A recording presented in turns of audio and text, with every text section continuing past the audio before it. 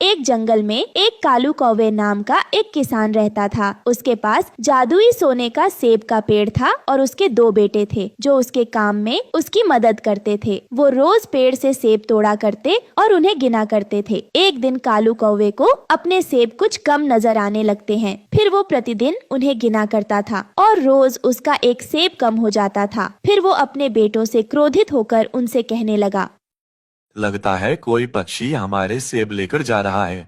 हाँ पिताजी, लगता है कोई हमारे बाग से चोरी कर रहा है। हमें पेड़ पर नजर रखनी होगी।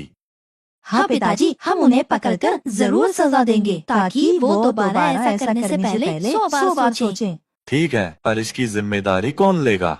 दोनों बेटे आगे आते हैं और फिर कालू कौवा अपने बड़े बेटे को इसकी जिम्मेदारी दे देता है। फिर बड़ा बेटा रात को उस सोने के सेब के पेड़ की रखवाली कर रहा होता है और पूरी रात जगते जगते वो थक कर सो जाता है।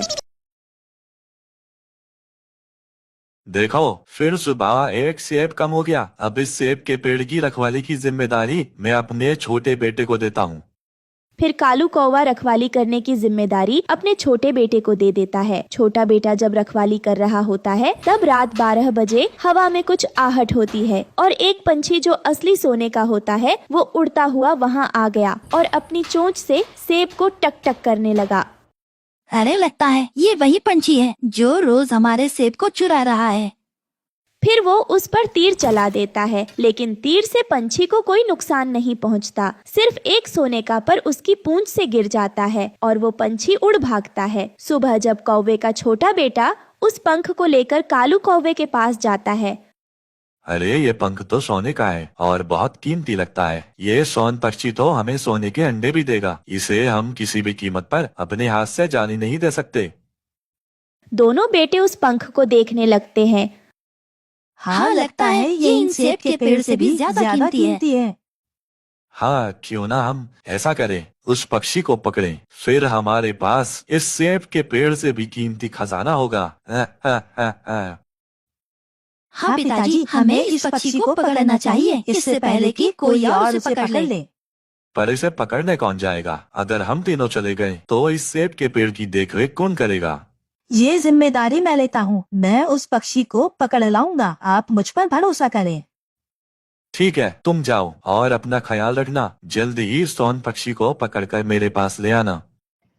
बड़ा बेटा लालच में पक्षी को पकड़ने निकल पड़ता है। रास्ते में उसे एक चालाक लोमड़ी दिखाई देती है। वो उसे रोकती है और उसे कहती है, मैं जानती हूँ तुम यहाँ किसकी तलाश में आए हो।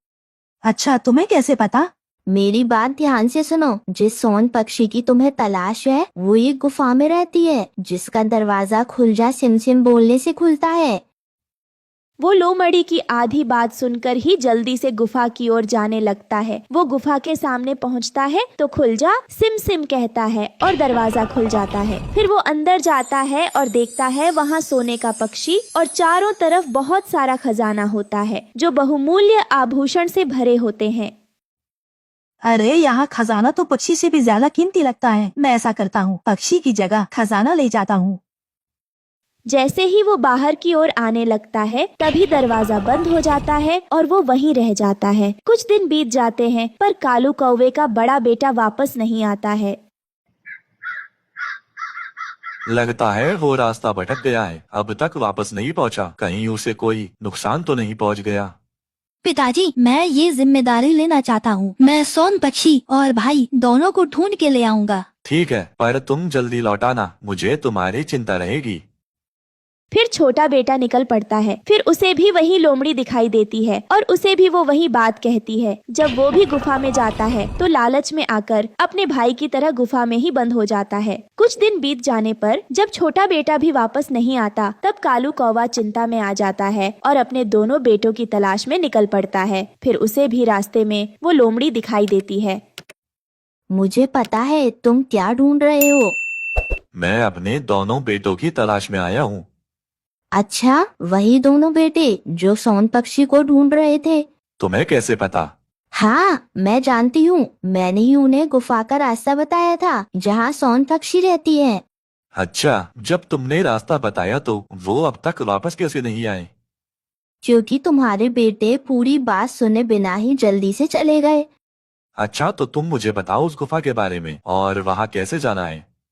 फिर लोमड़ी उसे सारी बातें बताती हैं और वो भी सब सुन गुफा की ओर चल पड़ता है। गुफा के सामने पहुंचता है तो खुल जा सिम सिम कहता है, जिससे दरवाजा खुल जाता है और वो अंदर चला जाता है।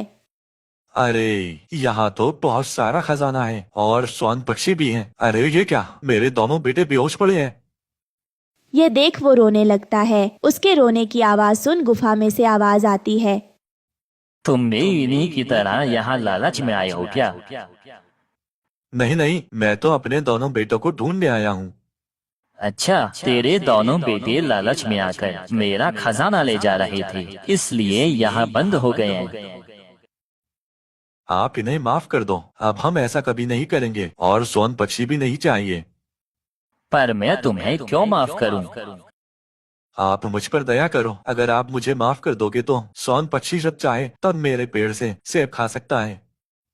अच्छा, हाँ, अब हम लालच नहीं करेंगे। मुझे मेरे दोनों बेटे लौटा दो। ठीक है, अब तुम जा सकते हो। फिर उसके दोनों बेटे को होश आ जाता है और गुफा का दरवाजा खुल जाता है और वो तीनों वहाँ से चले जाते हैं। उसके बाद उसके दोनों बेटे सोन पक्षी के लिए उस पेड़ पर घोंसला बना देते हैं। फिर सोन पक्षी वहाँ आती, सेब खाती और घोंसले में रहने लगती है। उन्हें यह समझ आ जाता है कि हमें लालच नहीं करना चाहिए, क्योंकि लालच का अंत अच्छा नहीं होता। तो बच्चों, इस कहानी से हमें यह शिक्षा मिलती है कि हमें लालच नहीं करना चाहिए। लालच करना बुरी बात है। अच्छा बंटी भैया, जब आप कहते हो तो ठीक है, लेकिन देख लेना कहीं वो कालू को फिर से हमें बुद्धू ना बना दे। टुनटुनी चिड़िया, तुम इसकी फिक्र मत करो, मैं उस पर पूरी नजर रखूंगा, ये मेरा वादा है तुमसे। फिर टुनटुनी चिड़िया बंटी कबूतर के साथ कालू की तरफ चली जाती है। फिर बंटी कालू से कहता है, देख लो कालू कौवे, अब मैं टुनटुनी चिड़िया को मनाकर ले आया हूँ, लेकिन तुम भी अपना वादा याद रखना। हाँ हाँ बंटी भैया, मुझे अपना वादा याद रहेगा और आपका बहुत बहुत धन्यवाद। जब हमारी फसल तैयार हो जाएगी तो बंटवारा भी तुम ही करना। सुनो बंटी भैया, अब टुनटुनी बहन आ गई है तो कल से ही शुरू कर दूंगा मैं काम। टुनटुनी, मैं आपको रोजाना अपने साथ ले जाया करूंगा, लेकिन आपको बस मुझे बताना है कि मुझे क्या करना है। फिर बंटी कबूतर और टुनटुनी चिड़िया वहाँ से चले जाते हैं। अगले दिन कालू कौवा टुनटुनी चिड़िया को लेने उसके घर आता है और फिर वो टुनटुनी चिड़िया को अपने साथ नदी के खाली मैदान की तरफ ले जाता है। वहाँ आकर कालू कौवा टुनटुनी चिड़िया को एक जगह पर बिठा देता है और खुद खाली मैदान की जमीन को साफ करता है और उसमें बीज डालता है और फिर उसमें पानी लगाता है। टुनटुनी चिड़िया ये सब देखकर हैरान हो जाती है कि कालू कौवा अकेले इतना सारा काम कैसे कर सकता है। चिड़िया बहन, अब चले, अब कल आकर देखेंगे बाकी का काम। फिर टुनटुनी चिड़िया कालू कौवा अपने घर की तरफ चले जाते हैं। कालू तो अपने घर आकर आराम से लेट जाता है, क्योंकि थकावट की वजह से उसका बुरा हाल था। फिर अगली सुबह कालू कौवा उठ जाता है और टुनटुनी चिड़िया को बुलाने उसके घर जाता है। टुनटुनी बहन, मैं इसलिए आया था कि आज तुम मेरे साथ फसल देखने मत जाओ, मैं खुद ही जाकर फसल देखाऊंगा, क्योंकि तुम्हें और भी काम होंगे, तुम वो कर लेना। मैं शाम को आकर तुम्हें फसल के बारे में बता दूंगा। फिर कालू कौवा वहाँ से चला जाता है और टुनटुनी चिड़िया कालू के इस बर्ताव पर बहुत हैरान थी। फिर ऐसे ही दिन और रात गुजरते गए। टुनटुनी बहन, अब हमारी फसल तैयार होने वाली है और मुझे पूरी आशा है कि हमारी फसल अच्छे से तैयार होगी। हाँ कालू भैया, आपने मेहनत जो इतनी ज्यादा की है, मेरे ख्याल से हम 2 दिन बाद अपनी फसल काट लेंगे और मैं बंटी भैया को भी बता कर आता हूँ कि 2 दिन बाद आकर वो हमें फसल बांट दें। फिर कालू बंटी के पास चला जाता है। बंटी भैया, तुम परसों आ जाना और हमें फसल बांट देना। अच्छा ठीक है कालू, मैं आ जाऊंगा। फिर कालू कौवा वहाँ से चला जाता है और बंटी उसके बाद सीधा टुनटुनी चिड़िया के पास आता है। टुनटुनी बहन, हमें आज रात को ही सारी फसल काट लेनी है। बंटी भैया, मेरा दिल नहीं मान रहा है, पता नहीं क्यों मुझे कालू पे तरस आ रहा है। उसने इस बार बहुत मेहनत की है। टुनटुनी, कालू को सबक सिखाना बहुत जरूरी है और तुम भी मेहनत करती रहो और उसने तुम्हारे साथ धोखा करके अच्छा नहीं किया। फिर टुनटुनी चिड़िया खामोश हो जाती है और फिर वो दोनों रात को आकर सारी फसल काट कर ले जाते हैं। सुबह जब कालू कौवा वहाँ आता है तो उसकी तो चीखें निकल जाती हैं और वो ये सब देखकर जल्दी से चिल्लाता हुआ सीधा टुनटुनी चिड़िया के पास आता है। हम लुट गए, बर्बाद हो गए। क्या हुआ कालू भैया, आप इस तरह क्यों चिल्ला रही हो? टुनटुनी चिड़िया, वो हमारी फसल को कोई चोरी करके ले गया। कालू, मुझे तुमसे यही उम्मीद थी। हर बार की तरह तुम आज भी झूठ बोल रहे हो ना, ताकि सारी फसल तुम हथिया लो। नहीं टुनटुनी चिड़िया, तुम मेरा विश्वास करो। कालू, कितना विश्वास करो तुम्हारे ऊपर। तभी वहाँ बंटी भी आ जाता है। फिर कालू कौवे से सारी बात बताता है। कालू, क्या ये तुम्हारी खुद की कोई चाल तो नहीं है? बंटी भैया, अगर तुम्हें विश्वास नहीं है तो आप जाकर मेरे घर की तलाशी ले लो। कालू, अब तुम्हें पता चला तुमने इतनी ज्यादा मेहनत की और आखिर में तुम्हें क्या मिला? कुछ भी नहीं। तुम्हारे दिल पर क्या गुजरी होगी तो सोचो। टुनटुनी चिड़िया को तुमने जब इतनी बार धोखा दिया है तो उस पर क्या बीती होगी। हाँ बंटी भैया, एकदम ठीक कहते हो। यह उसी की सजा मुझे मिल रही है। मुझे टुनटुनी के साथ ऐसा नहीं करना चाहिए था, लेकिन अब मुझे रोना भी नहीं चाहिए क्योंकि मैंने जो किया मुझे उसकी सजा मिल रही है। लेकिन प्लीज आप मुझ पर शक न करना। फिर कालू कौवा जैसे ही जाने को होता है टुनटुनी चिड़ियों से आवाज लगाकर रोकती है और उसे सारी बात बता देती है। तब कालू कहता है, टुनटुनी चिड़िया, तुम कितनी अच्छी हो। इतना कुछ होने के बाद भी तुम मुझे सच बता रही हो और मैं कितना बुरा था। कालू भैया, अब मुझे आप पर विश्वास हो गया है, इसलिए आप फिर कभी दूसरों के साथ ऐसा ना करना, क्योंकि जब ये बात आप पर बीतती है तो बहुत बुरा लगता है। फिर टुनटुनी चिड़िया गेहूं की फसल लाकर कालू को देती है, लेकिन कालू सारी फसल नहीं लेता। वो टुनटुनी चिड़िया को उसका हिस्सा दे देता है और वो दोनों खुशी खुशी अपनी फसल को बाजार में जाकर बेचते हैं। टुनटुनी चिड़िया बहुत मेहनती थी। उसे खेती करना बहुत पसंद था। वो बदलते मौसम के अनुसार तरह तरह की खेती किया करती थी। एक दिन टुनटुनी चिड़िया अपने पड़ोस में रह रही बंटी कबूतर से कहती है, अरे बंटी भैया, मैंने सुना है कि आप बाजार जाने वाले हो। हाँ चिड़िया, आज मैं बाजार जाऊंगा। अपनी पत्नी के लिए एक हार जो लाना है, वो कई दिनों से जिद कर रही है। बंटी भैया, मेरे ये पैसे ले जाओ और मेरे लिए इनसे प्याज के बीज ले आना। अरे वाह टुनटुनी, तो तुम इस बार प्याज की खेती करोगी? मैं तुमसे ही प्याज खरीदा करूंगा। दोस्तों, कल की वीडियो में आपने इतने कम लाइक क्यों किए? मुझे बहुत बुरा लगता है। दोस्तों, जब मैं आपके कहने पर कहानी बनाती हूँ और आप बहुत कम लाइक करते हो, और जब आप कम लाइक करते हो तो मुझे वीडियो बनाने का बिल्कुल भी मन नहीं करता है। तो प्लीज दोस्तों, अब इस वीडियो पर जाकर लाइक कर दो। ये कहकर बंटी कबूतर वहाँ से बाजार चला जाता है और टुनटुनी चिड़िया भी अपने खेत पर काम करने चली जाती है। अरे, खेत में कितना घास फूस उगा है। पहले मुझे ये सब साफ करना होगा, तभी जाकर प्याज की फसल अच्छी होगी। वहीं पास में कालू कौवा भी अपने खेत में खेती का काम करता था। कालू कौवे की पत्नी सुंदरी कौवी टुनटुनी चिड़िया से बहुत जलती थी। एक दिन, कालू जी, जल्दी से पता करके आओ, टुनटुनी चिड़िया किस चीज की खेती करने वाली है। मैं क्या उसके घर जाकर पता करूं? जब वो बीज डालेगी तब खुद ही देख लेना। कालू जी, मैं सोच रही हूँ कि इस बार चिड़िया की सेम खेती करते हैं। आपको तो पता ही है, हमारी फसल चिड़िया जितनी अच्छी नहीं होती और हम घाटे में रहते हैं। लेकिन सुंदरी, टुनटुनी चिड़िया जैसी सेम खेती करने से हमें क्या फायदा होगा? टुनटुनी चिड़िया जैसी खेती करने में तो फायदा ही फायदा है, क्योंकि हम चिड़िया की फसल को रात को चुरा कर लाया करेंगे और किसी को पता भी नहीं चलेगा, क्योंकि हमारे पास भी टुनटुनी चिड़िया जैसी फसल जो होगी। अरे वाह सुंदरी, ये तो आपने बहुत अच्छा सोचा। फिर हमारे खूब मजे ही मजे आएंगे। तभी तो कहती हूँ, जल्दी से पता करके आओ कि चिड़िया इस बार अपने खेत में क्या बो रही है। अपनी पत्नी की बातें मानकर कालू कौवा तुरंत ही चिड़िया के घर चला जाता है और उससे खेती के बारे में बात करता है। हाँ तो बताओ टुनटुनी चिड़िया, आप इस बार क्या बोने वाली हो? अरे कालू भैया, मैं तो इस बार प्याज की खेती करने वाली हूँ। वैसे आप क्या बोने वाले हो? अरे इस बार तो मैंने भी प्याज की खेती करने का फैसला किया है। मैं तो बस आपको बताने आया हूँ। अब चलता हूँ। फिर कालू कौवा अपने घर चला जाता है और सुंदरी को बताता है कि चिड़िया इस बार प्याज की खेती करने वाली है।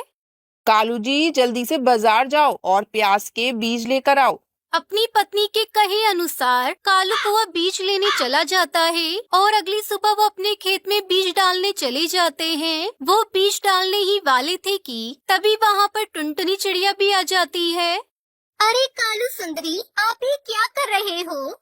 तुझे दिख नहीं रहा? अपने खेत में प्याज के बीज बो रहे हैं, भला और क्या करेंगे। सुंदरी बहन, मेरा वो मतलब नहीं था। पहले आप इस खेत को अच्छे से साफ कर ले, वरना इस घास फूस में प्याज के पौधे बढ़ने से पहले ही मर जाएंगे। ऐसा कहकर टुनटुनी चिड़िया अपने खेत में बीज डालने चली जाती है और कालू सुंदरी कौवी तो सोच में पड़ जाते हैं। सुंदरी, मुझसे तो ये खेत कभी साफ नहीं होगा। जो भी करना है वो आप ही करो। मैं भला इतने घास फूस को अकेले कैसे साफ कर सकती हूँ। चलो चलो, ये हम दोनों को ही करना पड़ेगा। फिर वो दोनों अपने खेत से घास हटाने लग जाते हैं। टुनटुनी चिड़िया भी अपने खेत में बीज बोकर चली जाती है। बस कालू जी, मुझसे और नहीं होगा। मैं तो पूरी तरह से थक गई हूँ। सुंदरी, मैं भी गर्मी से बेहाल हूँ। चलो पहले थोड़ा आराम कर लेते हैं। कालू जी, ये चिड़िया इतनी मेहनत कैसे कर लेती है? मुझसे तो 1 घंटा भी खेत में काम नहीं होता। सुंदरी, टुनटुनी चिड़िया को खेती से बहुत लगाव है। अपने बच्चे की तरह ख्याल रखती है खेत का। कब इसे पानी चाहिए और कब इसे खाद। टुनटुनी चिड़िया को अपनी खेती के लिए पानी की जरूरत पड़ती है। वो पानी लेने के लिए नदी पार जंगल जाती है और पानी अपने खेत में डालती है। लेकिन सुंदरी और कालू आलस की वजह से अपने खेत में पानी नहीं डालते। ऐसे ही दिन गुजर जाते हैं। कालू जी, आखिर वो दिन आ ही गया। टुनटुनी चिड़िया की प्याज की खेती बहुत अच्छी हुई है और हमारे खेत में तो इक्का दुक्का प्याज आई है। हाँ सुंदरी, भला हमें क्या लेना देना अपने खेत से। हमें तो चिड़िया के ही प्याज चुराने हैं। इस तरह से वो अपनी साजिश को अंजाम दे देते हैं। टुनटुनी चिड़िया जैसे ही प्याज तोड़कर बाजार जाती है, वो दोनों टुनटुनी चिड़िया के खेत में जाकर जल्दी जल्दी से प्याज तोड़ लेते हैं और उन्हें बाजार में बेच आते हैं। 1000, 2000 और ये पूरे 5000। देखो कालू जी, टुनटुनी चिड़िया के खेत से पूरे 5000 रुपए की कमाई हुई है। अब टुनटुनी चिड़िया के खेत में प्याज चुराने का सिलसिला ऐसे ही चलता रहता है। वो दोनों टुनटुनी चिड़िया के खेत से प्याज चुराकर बहुत खुश हो रहे थे। एक दिन बंटी कबूतर टुनटुनी चिड़िया से कहता है, टुनटुनी बहन, कालू सुंदरी की फसल तो बहुत बुरी हुई है, फिर भी वो टोकरी भरकर प्याज बेचने आते हैं। कहीं वो आपके खेत से प्याज तो नहीं चुरा रहे? हाँ कबूतर भैया, मुझे भी अपने खेत के प्याज कम दिखाई देते हैं। मुझे तो पूरा विश्वास है वो दोनों आपके ही प्याज बेच रहे हैं, क्योंकि उन्हें मेहनत करने का कोई शौक नहीं है, तो हमेशा से ही हराम की खाते हैं। ऐसा कहकर वो दोनों खेत में छिपकर बैठ जाते हैं। वो देखते ही कि कालू कौवा सुंदरी कौवी टोकरी भर के उसके खेत से प्याज तोड़ रहे थे। वो रंगे हाथ उन दोनों को पकड़ लेते हैं। आप तो बहुत बुरे हो। जब मैं आपसे मेहनत करने की कहती थी तो यूं ही टाल देते थे, और अब मेरे प्याज चुरा रहे हो। तुम्हें शर्म नहीं आती? हमें माफ कर दो टुनटुनी बहन, आज के बाद हम ऐसा कभी नहीं करेंगे। खूब मेहनत करके अपने ही फसल उगाएंगे। हाँ टुनटुनी, इस बार इन्हें माफ कर दो। ये अब चोरी नहीं करेंगे, क्योंकि अब मैं और मेरा दोस्त चील आपके खेत की रखवाली जो करने वाले हैं। और मैं पहले ही कहता हूँ, जो मुझे टुनटुनी चिड़िया के खेत से चोरी करता दिखा तो मैं उसकी टांगे तोड़कर उसी खेत में गाड़ दूंगा। बंटी कबूतर की ये बात सुनकर कालू कौवा सुंदरी बहुत डर जाते हैं और चोरी न करने की ठान लेते हैं। उसके बाद टुनटुनी चिड़िया प्याज की खेती करके खुशी खुशी रहने लगती है।